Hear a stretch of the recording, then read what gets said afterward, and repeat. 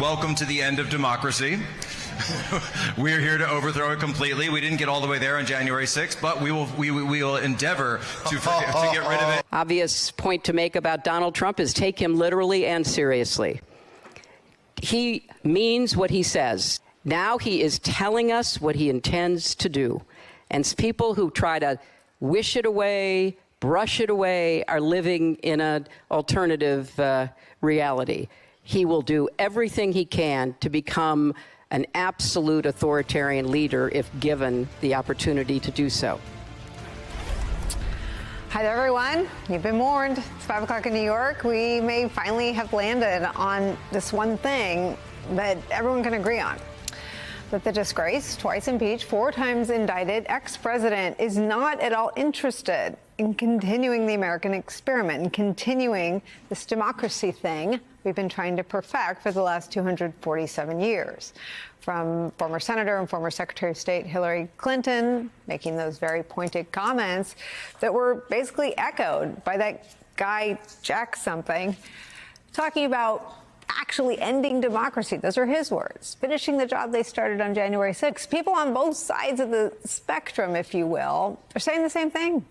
Gotten the message loud and clear. Donald Trump will give authoritarianism a try if reelected. It's not hyperbole. It's not Trump derangement syndrome. And Donald Trump keeps hinting it and outright telling us it is on his demented bucket list. You are promising America tonight you would never abuse power as retribution against anybody. Except for day one. He says, you're not going to be a dictator, are you? I said, no, other than day one. When somebody's the president of the United States, the authority is total. And that's the way it's got to be. The authority is total. It's total. A great leader in Europe, Viktor Orban. He's the prime minister of Hungary. He's a very great leader, very strong man. Some people don't like him because he's too strong. It's nice to have a strong man running your country. And you might think, you say those things, that rhetoric is going to stop voters in their tracks. It'll never happen here, that it would be political kryptonite to run like that in America. Not necessarily. These were voters in South Carolina from Saturday. I believe that sometimes history calls for strong men to be strong leaders at key times in our history, and I think he would be perfect for the job. Amen. That was real. America needs a strong man, and she was saying amen. So let's have that conversation, right? Let's do it right here. What kind of damage could an American president who is autocracy curious, autocracy committed do to our way of life, to every facet of civic life as we know it? What would happen to, let's say, women's rights, what's left of them, or civil rights, or the judiciary, or the military, or your money, right? Money in bank accounts. If our democracy started to look and be shaped more like an autocracy or a dictatorship. It's something we're going to dig into and explore on this program in a new series we're calling American Autocracy. It could happen here.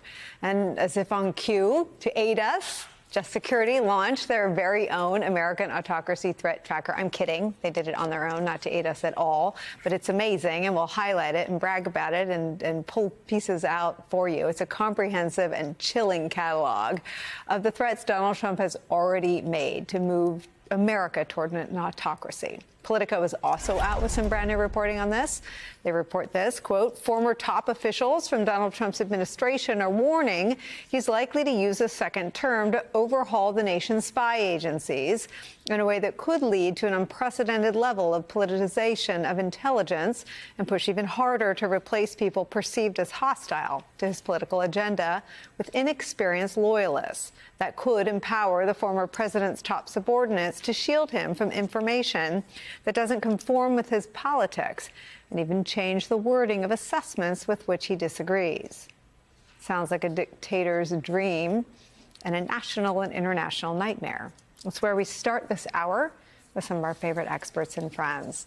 Our top-notch panel is Ruth Ben-Ghiat, professor of history at NYU, author of Strong Men, Mussolini to the Present, plus professor in American social thought and chair of the Department of Religious Studies at the University of Pennsylvania, MSNBC columnist. And Thea Butler is here, an endowed chair in civil rights at Howard University. Sherilyn Ifill is here. It's an honor to have all of you here. I want to start with you, Ruth. I've been watching you and reading you and amplifying everything you've tweeted and said.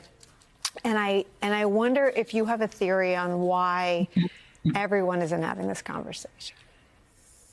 Well, one of the things that my research shows is from the Germans in the early 1930s to the Chileans in the early 1970s who said, we're not going to have a coup, as all the countries around them had a coup. People are always in denial. They're always unprepared. And very often they think that it can't happen here. And nowadays, this is much more difficult to comprehend because today's autocrats tell you what they're going to do. Donald Trump, he was president, and he's saying very openly that he admires dictators, Putin, Xi Jinping, even the leader of North Korea. And authoritarianism is a system where government is arranged so that the leader has total control and can commit crimes and not pay any consequences. And that's what he's saying that he wants for the U.S. And it's been a struggle to wake people up. Why do you think? Why do you think people can't? And I guess I ask that because it feels like in 15 and 16, he benefited from, I won't say being very ignorant of world history and world affairs.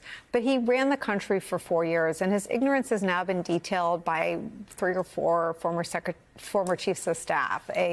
General Kelly said he was the most damaged person he'd ever seen up close. Mattis resigned for cause. I think every head of the intelligence agencies left and seemed to have been traumatized by everything they witnessed from the person who was the country's commander-in-chief. There's a lot of reporting and accounting from inside the tank where they'd try to educate him and brief him. Chairman Milley had to literally walk the line. I mean, U.S. national security was on a knife's edge for 4 years. It happened already. How are we contemplating doing it again? Because Donald Trump, far from being a clown or lazy, he's been relentless at propagandizing and at being an authoritarian personality. One of these traits, and unfortunately for us, he fits the personality profile of every leader in my book. The outcomes are different if you have an old-fashioned dictatorship. But the damaged personality, the destructive personality, where all he cares about is loyalty and making money for his private, businesses and his family from office is exactly the same. So these types of leaders they're not interested in governing. They're interested in getting power and making money. And they don't recognize any difference between public and private. Everything is theirs for the taking. And that's how we've ended up with highly classified, sensitive national security documents in the bathroom of his private residence. That's how they roll. So he is an aberration of heads of state in America, but everything about him is typical of authoritarians. And it can't happen without, I won't even say complicity, but enthusiasm, right? Those were 2 of his supporters. No one dug around or had to, hunt them out. Those are his supporters actively saying out loud that they want a strong man. How do you fix the sickness in a culture that wants to be something other than a democracy where every vote counts? It's very difficult to, Nicole. I think part of what's happening now is that people see him as a kind of a father figure, but also a personality that could take care of them. Okay. And so for that woman who was in the clip that said amen, that's also the religious piece of this, because basically they think of him as kind of a demigod. If you remember back during the campaign in 2016 and then what happened afterwards, people called him King Cyrus. They likened him to the Bible, all of this iconography with Jesus behind him on his shoulders. He's not just a figure of popularity like you'd follow a movie star or something. He's much more than that to to them. And so they are willing to follow him, and they are willing to give their lives over to him because they know that somehow with him being in office, it's going to make their lives important too. But what is that? I mean, the other piece, and Tim Alberto has done some great reporting on sort of the erosion, if you will, inside the evangelical movement and their support and the trade-offs they make. I mean, he is someone who hasn't displayed any morality or character in the public space, and yet all of these so-called moral institutions are all in. How does that happen? Well, it happens because they want power. And I will refer you to last Thursday when he was at National Religious Broadcasters, and he said, "I've come to give you back power."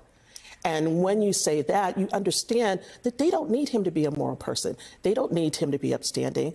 They need him to give them power. And in that way, if they're empowered, they can do all the rest of the things that they think they believe in morally. And I think that's the important part. I talk a lot about this in my book, White Evangelical Racism. I try to explain to people that morality is a shield for them. It is a protection because it makes it look like you're religious when what you really want is power. And you will use your religion to get power. And I think that's something in the American context is a little bit difficult for people to understand. But it's very important to understand when we're facing autocrats. If it makes you feel any better, I have already put evac on alert. He's ready to go if it comes to that. General, I can assure you. Hey, General, let me into the war room to see you, so I had to hack my way onto this frequency. This better be critical, Willie. Sir, come on, what is it now, please?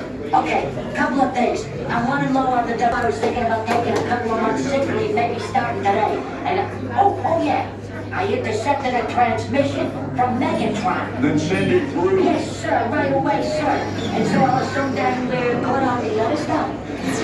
This is your last warning, insects. Relinquish what remains of the Allspark. So who's the insect? You? What? Who's the insect? Protect you. They were defeated on our world, and we will defeat them here. This was just a diversion. Security, please bring him up. Rabbit, she's already inside. Deeds! Give me an update on that reserve. Boss readiness. What was his name? What was it? Evac, sir. Right, evac.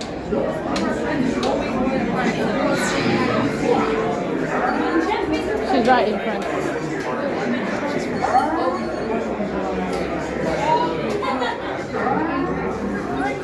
We're facing a heavy, sustained attack. They appear to be after the Allspark. General! General! Need to evac immediately. Evac. Hold on. National security advisor. Stay down. Check it out.